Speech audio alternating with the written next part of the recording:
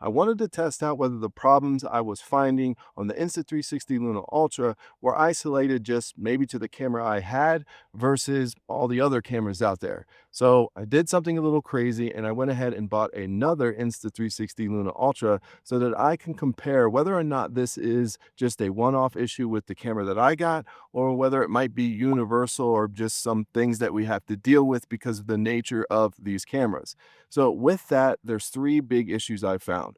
One, there's a lot of weak signal issues with the detachable display.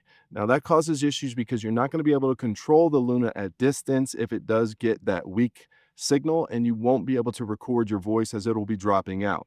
Secondly, I noticed when I was doing time lapses on camera A, they were always very jittery. No matter what, when it pieced it together and everything else, it would be like very jittery as if like the tripod was moving, but it wasn't. So I'm going to test it on camera B to see if that is a universal problem or not, or just isolated to camera A. And then perhaps one of the most important things is these color shift, white balance shifts that we're seeing when we zoom in through the different focal lengths. Now, if you haven't seen any of these videos, they will all be linked down below. But what I've done is locked this in 4K 30 frames per second. I have let it be automatic in terms of exposure, but I have locked in the white balance, and currently I have breathing compensation off. So we're going to do the zoom test again to see if there's any difference between these two cameras in those shifts, or it's just something that we're going to have to learn to work around. But first, I want to test out these detachable faces to see if we get the weak signal at the same time or not. Okay, I'm just going to walk away here. I'm already seeing a weak signal. That's not that far away. So this would be the system there. So that just froze up. You saw it wasn't that far away. Good news is, happened on both of them pretty much at the same time. Bad news is, I was no more than maybe 15 feet away. So that is an issue apparently that all of them have. We're back at the studio and we're going to be taking a look at some of the time-lapse footage that I took with camera A and camera B. We're going to compare them and we're going to see if I find the same jitteriness in camera B that I did camera A. Now, there may be another reason for that, so you might want to pay attention. But during this test, I also found another slight issue, or maybe we're going to call it a quirk of this camera. So if you are taking time lapses, well, you got to check this out because you don't want to mess this up. In regards to this first quirk, if you will, that I discovered about the Luna, and this happened on both of these cameras because I was testing them indoors for this time lapse. That'll matter here in a minute. But staying focused on this issue, and I say focus for a reason, is because if you step in front of the frame and you push record and it starts doing the time lapse, for some reason, it's going to then keep everything out of focus. So if you notice all the way through this video here in this time lapse, that everything is pretty much out of focus. So just be aware, if you're going to start the time lapse, make sure you or your buddy, or really I imagine any human subject, is not in your frame. Now, if you start it when you're out of the frame, everything will be in focus. So I just want you to be aware of that. Don't stand in front of the frame or it will be out of focus. In this next sequence, I take it outdoors. I compare camera A to camera B, and what you're looking for here is those jitters. Now what we're doing is we're going into camera A, labeled on the left, and then camera B will be labeled on the right when you see that. Now what we're looking for here is just that jitteriness. So you will notice it here. You can see it just jittering just ever so slightly.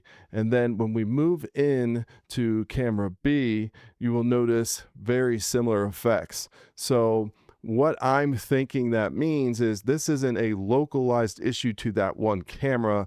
This is going to be pretty much global. Now, it's not horrible, but watch the corners here, in particular the right corner. You'll see it bobble just a little bit. So in regards to these time lapses, well, I hate to say it, but pretty much a global issue. We're going to take a look at what I think might be one of the biggest problems that may never be solved just by the nature of the camera itself, and that is these shifts and kind of weird things that go on when you progress through the zoom levels. We're going to be rolling into the testing I did for the zoom.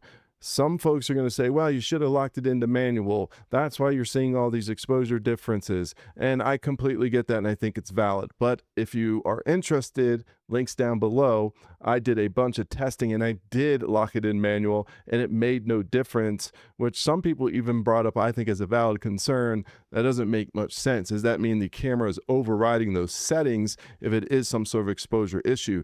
But it was no better than leaving it in all automatic. I don't yet have ND filters, so this was my best choice. But it's locked in 4K, 30 frames per second, white balance locked, and breathing compensation off. Now, what we're looking for here in both cameras is, do we see a shift in the color? Do we see a shift in the white balance?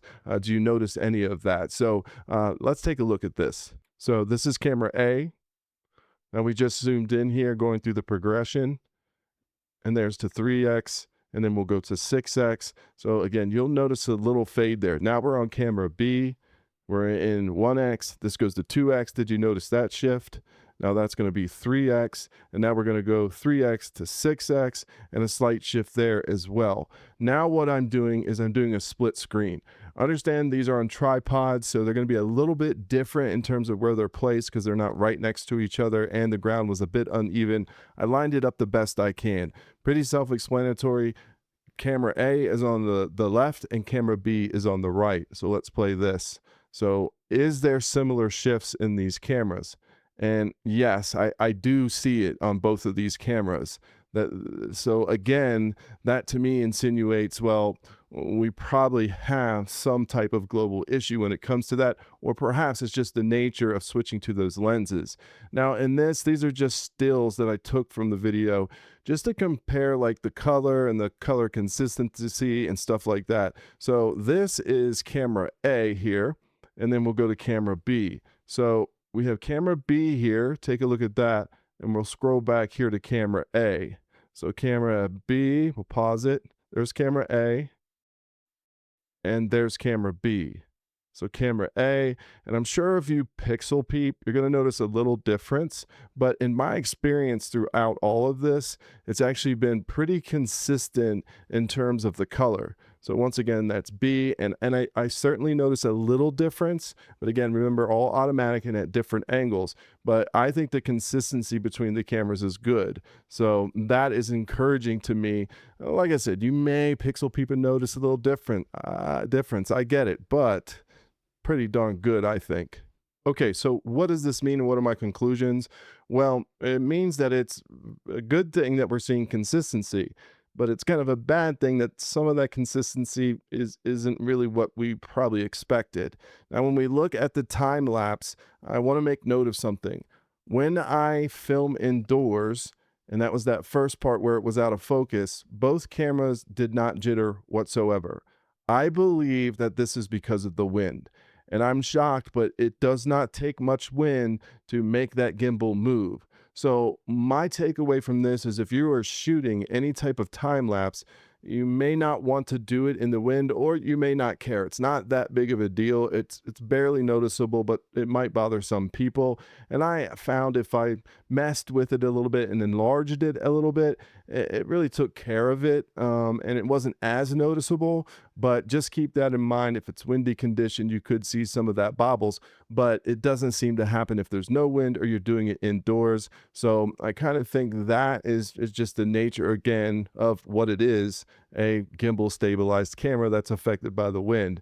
So I feel a little bit better about that, and again, consistent through my results. Then we took a look at the zoom issue, and well, the zoom issue is consistently kind of bad, if you will.